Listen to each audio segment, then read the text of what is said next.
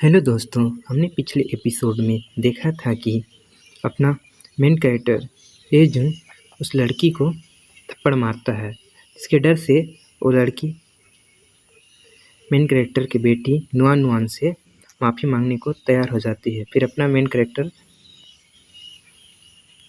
अपनी बेटी के पास आता है। फिर वह लड़की उससे माफ़ी मांगती है।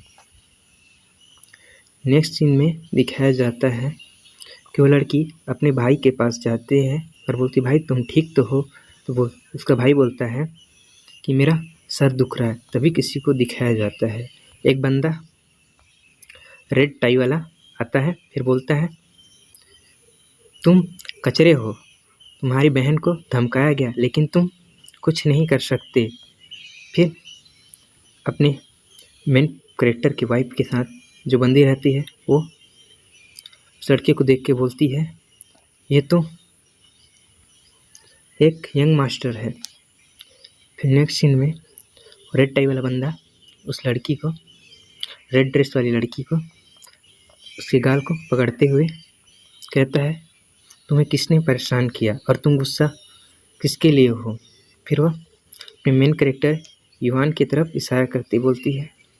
फिर रेड टाई वाला बंदा अपने मेन कैरेक्टर के पास जाकर बोलता है, मेरी यंग मिस उनसे बहुत गुस्सा है, इसलिए तुम उससे माफ़ी मांगो। फिर वह बंदा अपने मेन कैरेक्टर की बेटी को देखते हुए बोलता है, तुम्हारी बेटी बहुत खूबसूरत है, यह बड़ी होगी तो और खूबसूरत होगी, इसलिए तुम माफ़ी के तौर पर इसे मुझे सौंप दो।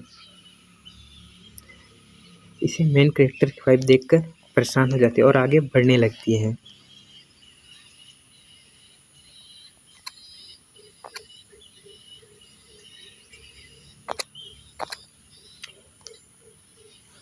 नेक्स्ट सीन में दिखाया जाता है कि मेन कैरेक्टर अपनी बेटी से बोलता है कि क्या तुम फिर से मैजिक वाले जादू देखना चाहते हो? लड़की मेन कैरेक्टर की बेटी नुआन बोलती है, हाँ।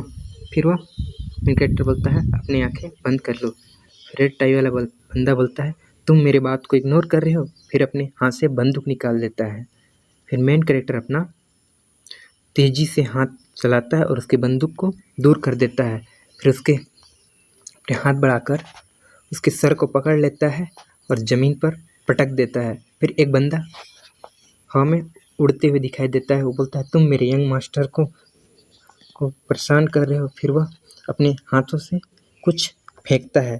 फिर अपना मेन कैरेक्टर उस बंदे को सामने कर देता है और अपने मेन कैरेक्टर की बेटी नुआन मस्त मज़े में रहती है। फिर वह जो पत्थर टाइप से फेंके रहता है वो उस रेड टाई वाले बंदे को पड़ता है। फिर अपना मेन कैरेक्टर उसे एक टेबल में पटक देता है और बंदा उड़कर उसे मारने जाता है। फिर अपना मेन कैरेक्टर एकदम खतरनाक तरीके से देखता है। फिर वो बंदा डर जाता है और उसका पैर टूट जाता है। फिर वह ज़मीन पर बैठकर चिल्लाने लगता है और उस रेड टाई वाले बंदे के सर पे एक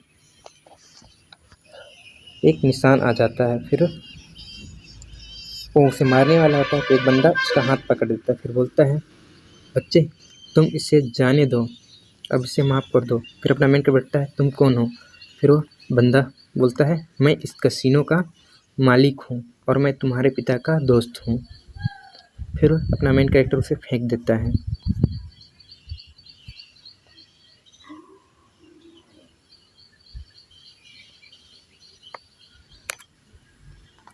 फिर नेक्स्ट सीन में दिखाया जाता है कि मेन कैरेक्टर की जो वाइफ होती है वो बोलती है, ये तो इस कसिनो का मालिक है। फिर उसके साथ वाली लड़की बोलती है कि ये यहाँ क्या कर रहा है।